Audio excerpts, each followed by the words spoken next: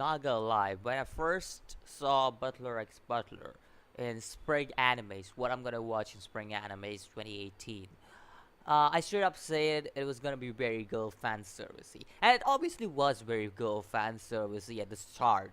Like a lot of scenes were very much for meant to give girls fans service for girls. So it was very girl fan servicey in the start in like 15 minutes or so. But things got interesting at the end, so I think so that's what got me hooked on this one. Cause until the end, it was very, very good fan servicing. Now, I'm sure I'm gonna say this. I'm sure I'm gonna say this. Okay, I will give this anime, Butler X Butler. I repeat, I'll give this anime 3 episodes. Now, I like the storyboard. It's very intriguing. It's very cliche. Like the storyboard seems very cliche. Sister is in trouble. Brother tries to save her. Like it's very cliched storyboard, but I still like the storyboard for how it is portrayed to be in this one. So I'm quite interested to know about what's happening all over. But if it tries to be like too much on a fan service based on the girl side, sort of gonna say, yeah, that anime, 3 episodes later, not watching that. Like, again, I'm gonna give it 3 episodes because the ending, that animation and the fight, like, even though it was a simple, like, just a simple nudge and like in a normal fight that would be counting as simple nudge in any normal anime fight. So it still was well animated. Not gonna lie, all over it was well animated. That thing is for sure. Not gonna lie. Uh, but I think so. I can handle it for at least 3 episodes. The girl fan service, but that's very weird. As a guy watching too much girl fan service on the screen, it's like, yeah, it is weird to watch too much girl fan service on the on the side. It's like, whoa, whoa, it's trying to be too girly. That's on my style. Like, yo, no, no, no. Because I personally watch like animes like I like to watch animes like or read mangas like Tokyo Ghoul and stuff. Like those are some shit I like. Like I love the dark and gritty animes. Not gonna lie, that's why I like Magical Girl Side because it's very dark and gritty. So yeah, it's like all of a sudden I'm watching like very weird girl side like girly type anime. It was very weird to watch until the end. Like the end got me interested. Like, yo, not gonna lie, that shit, the way they ended it off, like that got me interested. That got me hooked up. Now, again, if it tries to be too much fan servicey by episode 3, uh, I'm gonna give it up. Like yeah, too much fan service. Not gonna watch this one. But if it's got it's got a good storyboard, and I only hope that there's less fan service and more action in it, cause that's what I like the most. But I think so it'll be very fan for service based. Now I may be wrong. Correct me if I'm wrong. Correct me if I'm wrong. Again, anybody who has read the manga for this anime, correct me if I'm wrong about the fan service thing. So all that aside, let's talk about this episode. So it seems like our main protagonists, Hayakawa and Jay. I don't know, but his full name, I don't give a shit about his full name. I'm just gonna call him Jay.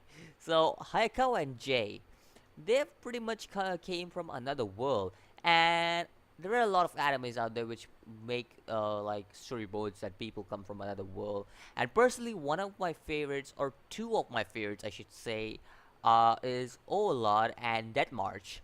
Because obviously, Death March was very fantasy type, and I really enjoyed Death March. Not gonna lie, and Overlord. Obviously, it's very much like another game in anime. So these are gaming animes where people get transported into game. But this is another type of anime. Well, somebody gets transported into real world, and pretty much like by real world I don't mean gaming anime. Like no, it's not like that. But from some kind of supernatural world to real world, something like let's see, something like Zero's Familiar, where the main protagonist, I forgot his name, but the main protagonist, he gets teleported from Japan to a fantasy world. So it's pretty much like that. The main protagonist get transported from the demonic world, like whatever world they are living in, where blood spirit and stuff exist, to a real world, like where things like this do not exist. The supernatural stuff do not exist. So that's how it goes. And one of them a butler. So yeah, butlers. That is the best subject to have in there. Butlers. Because obviously, if anybody has watched, what's the name? Black Butler. So, butlers. Best way to give female fan service. Like, yo, not gonna lie. That's funny. Because Butler is like a theme for female fan service so much. Like, yo. Yo. But, anyways, I like the storyboard so far, how it is going.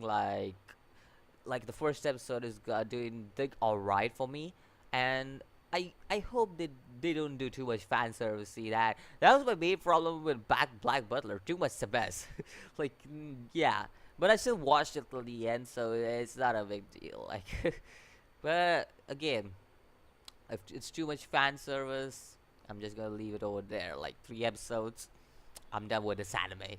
But if it's not too much fan service, I'm cool with that. Like, yeah, I'm cool with that. Like, if they try to be like, okay, let's take an example. If it tries to be like High School DxD level fan service, I'm cool with that, because even though High School DxD has a lot of fan service, it still does a good job with portraying its action and stuff. And I'm talking for male viewers, not female viewers. Okay, so yeah, it does a good job at portraying action and stuff in it, and it does a good job with its fan service part too. But if I tries to be like that, like it does a good job with showing us good action, and at the same time it's doing some good fan service for the females, I'm cool with that. Like, it's a good, it's all right for me. But if it's not like that, and it's just like, oh yeah, just too much fan service for you, I'm gonna leave it at episode 3. For the time being, I think so. I'll keep watching it. I'm not gonna drop it straight away, because I think so. It may be cut out for me, maybe not. Yeah, look at like 3 episodes in, we'll know about it. But all over, I rate it 7 out of 10. Yeah, first episode 7 out of 10. Too much fan service. That's only that's my only complaint of the first episode. The animation looked good, storyboard is alright, and music, music was just alright. It wasn't that special. So yeah, all over 7 out of 10. Let me know where you rate this episode of Butler X Butler, and I'll see you in the next video. As always, peace.